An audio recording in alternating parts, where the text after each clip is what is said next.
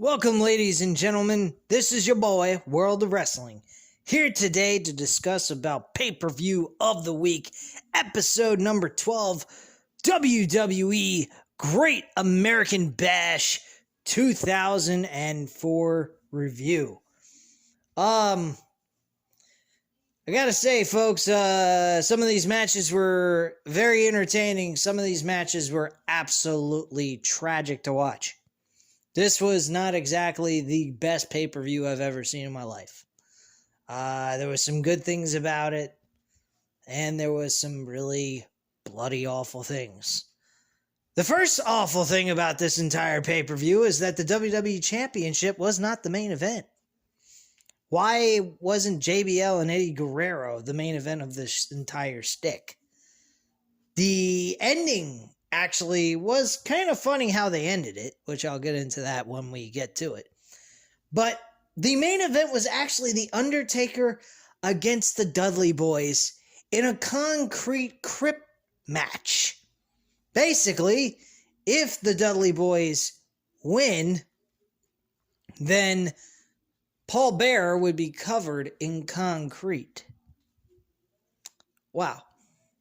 So basically, it was in this little box, and there was wet concrete ready to be dumped upon Paul Bearer and cover him so that he would no longer exist. That was the point of all this. Why couldn't this have been the co-main event or possibly the fourth match of the show? They made this in the end of the show. This was the most idiotic thing I've ever seen in my life. I didn't totally hate this pay-per-view like some other pay-per-views, but my goodness, this pay-per-view had a lot of problems. First off, the card looked absolutely terrible in some cases. Like 3 or 4 matches didn't even belong on the card. Why they had to be there, I have no idea. I mean, Kenzo Suzuki, I could care less about him. His character was absolute trash. Hardcore Holly was facing some other dude, Mordecai or some shit like that. Meaningless fucking match. Rey Mysterio and Chavo Guerrero for the Cruiserweight title was a really good match. Another match that I thought was absolutely ridiculous was Luther Reigns versus Charlie Haas. What the fuck was this on the card for? How could they have built any importance in this matchup leading into this pay-per-view? Can someone please tell me these things? Because I sure as hell can't explain them. This was a terrible fucking show. I'm just going to be honest. Based on the card, based on the way the action went, it absolutely sucked. The only thing that mattered was the WWE Championship match, the United States Championship match, the Cruiserweight title match, and yeah, the Undertaker versus the Dudleys was a good match, but it did not deserve to be in the main event. That really was not a main event matchup in my book. Whoever decided to book the card like this, which I'm pretty certain was Vince McMahon, he's a fucking Nimrod in this case. And back in this time in 2004, he was actually producing really good shows. Very enjoyable shows, good wrestling. He had a cross between entertainment and wrestling performances. He valued wrestling back then as well. We got amazing performances by so many people. And a lot of people felt important on the show. If you had one guy down, there was always someone right behind them to pick up the pieces where they left off. Today's wrestling, of course, as we can tell, Roman Reigns being gone for 10 weeks throughout the entire summer, only to wrestle for Money in the Bank and SummerSlam. Jeez Louise, man. There's really nobody that can pick up the slack. the mid-card titles are meaningless. So that's just kind of WWE in a nutshell in modern day wrestling. As you guys already know on this channel, we absolutely hate WWE. There's only one person subscribed to this channel. She's a WWE fan through and through. I have a lot of respect for her. Name is Rachel Buck. You know, she may disagree with my thoughts on WWE and the way they booked their show, but she's very respectful, and I appreciate that. And that's why I don't mind her being on this channel, because she expresses her opinions in a respectable manner. So, thank you very much. I apologize. I'm just talking to Rachel Buck here in this video, actually, for right now. But I do apologize to Rachel Buck when I do shit on the product the way I do and call people who defend this shit to be assholes. But in her case, she's a different story because she tries to, you know, do it in a respectable manner. She wants to be she wants to continue to be loyal to the WWE company, and I appreciate that, but I hope she's understanding why I dislike the company so much. And so forth. It's not because I really want to. It's just I gotta be open-minded about this and actually use my brain. These people do not care about their fans, and they don't express it very much. And it's really sad that the company is where they are right now. But anyway, let's get right into the review. Getting past all the nonsensical crap about WWE's modern-day garbage. Let's get into the good old days, but even in the good old days, they had some bad shows. I will admit that. But at least they didn't insult our intelligence so much. Truth of the matter is, most of the pay-per-views back in the Ruthless Aggression era suffered when they had the brands on separate pay-per-views, only being together on the major pay-per-views. So, for example, a lot of the Raw and SmackDown pay-per-views had like not two or three, but had like about 4 or 5 good matches placed on the card, while about 2 or 3 matches were absolute garbage, depending on how long or how many matches are on the card. But in this case, this show had about 8 or 9 matches. Really an overkill. And with a brand split, and with only half of the roster there for a pay-per-view show, that leaves a lot of problems when you're trying to do 8 or 9 matches on a card. When you have a situation like that, you should only be doing about 6, maybe 7 at the max. But I would usually stick with a 6 maximum amount of match, a 6-match card.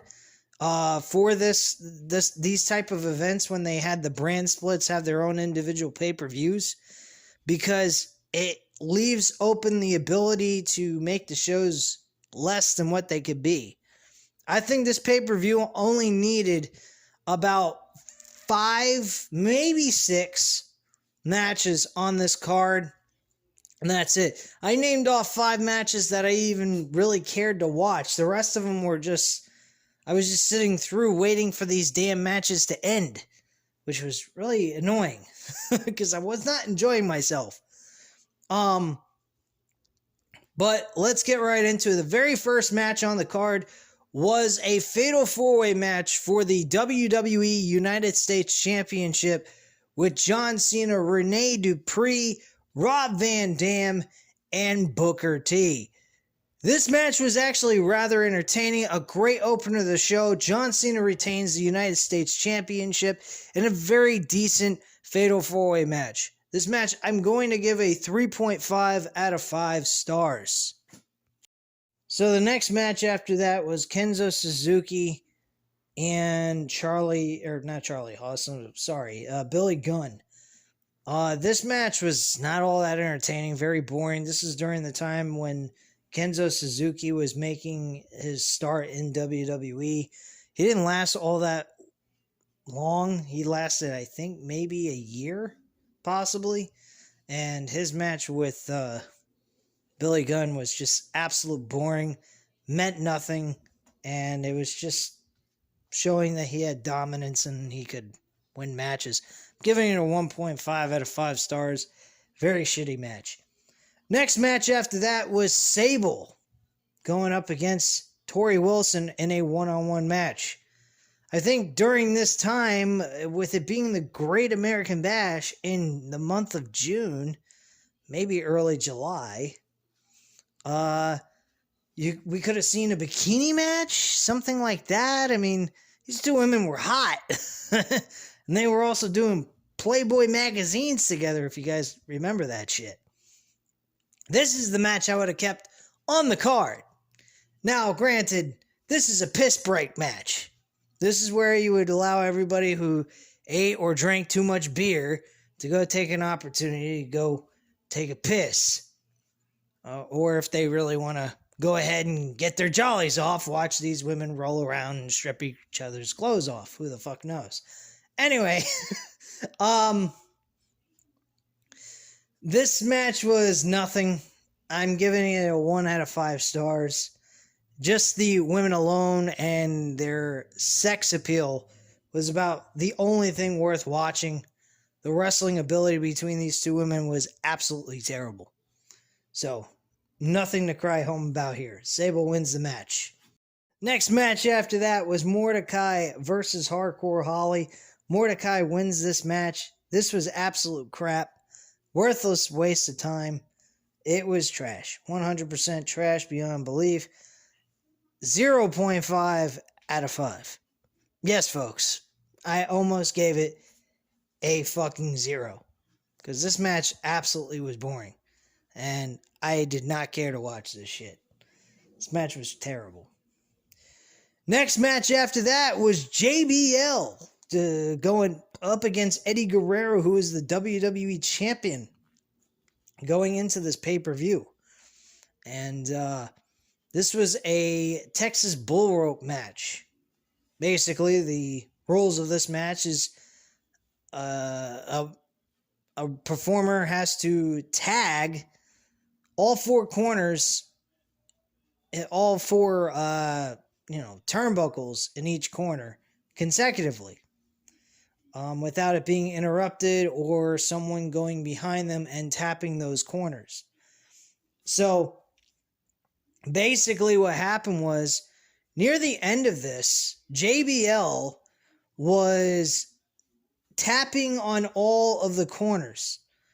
And so was Eddie Guerrero. He was doing it right behind him. So they were both getting their right to the turnbuckle of each one of them. At that point, Eddie Guerrero had to leap up in the air above JBL to tap the last corner. And unfortunately, that forced JBL to smack right into the turnbuckle, giving JBL that turnbuckle before Eddie Guerrero could tap on the turnbuckle in that corner that JBL fell into. So unfortunately, by the rules, JBL technically won the match, and by pure luck. So that absolutely sucked dick. The match was fine for what it was. I mean, these guys were really beaten down like crazy in this match. This was not a very, your typical of the middle type of matchup. These guys were really beating the shit out of each other. But unfortunately, JBL won the match thanks to Kurt Angle changing the rules, because at this time he was a manager. So he was actually a manager, and his knee was fucked up, by the way. I believe. I think at this point his knee was fucked up. Big Show was suspended by Kurt Angle because of the way Big Show was conducting himself. And he threw Kurt Angle over a ledge and broke his leg, and also made him bust his own head wide open on the concrete. So that pretty much suspended Big Show indefinitely. So Kurt Angle was in a wheelchair and all this shit during this point, and he went ahead and he announced that no, there's a small problem. Eddie Guerrero, yeah, he did tap that turnbuckle, but unfortunately, trying to do that, JBL fell into the cornbuckle. What the fuck? Turnbuckle, and gave that turnbuckle to JBL instead of himself. So unfortunately, he had to lose the championship, and JBL became the new WWE champion at this point. JBL was a very interesting champion. A lot of people say he was trash. I did too when I was younger. But as I've gotten older and I look back watching some of the matches he had leading all the way up to WrestleMania 21, he actually was one of the most interesting heel champions there ever was in 2004 on SmackDown. I think Jinder Mahal was basically trying to copy JBL, the way they booked him, and he was a terror to even deal with as champion. He just made that championship and SmackDown, most importantly, absolutely dreadful to watch. But JBL was slightly different. He was a guy that would figure out new ways of cheating or do certain things to get a win and what have you.